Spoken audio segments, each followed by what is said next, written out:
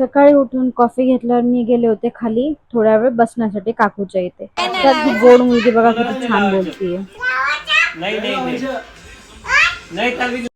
ती हे सगळ्यांनाच बोलत होती की बाई तुला लावायचं का, कारण कोणीच आंघोळ नव्हती केली. आणि त्यात मी वरती आल्यावर आजच मला असं काहीतरी बोलत होता. काय केलं हेच केला होता. काय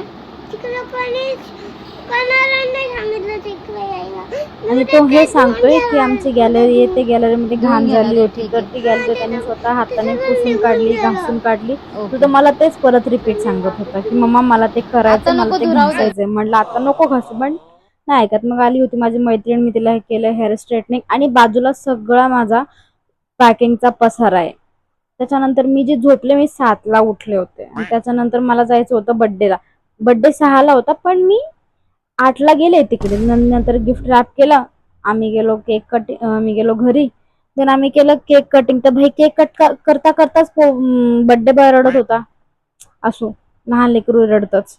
नंतर मग जेवण वगैरे करून थोडं तांडव करून मग आम्ही आलो घरी.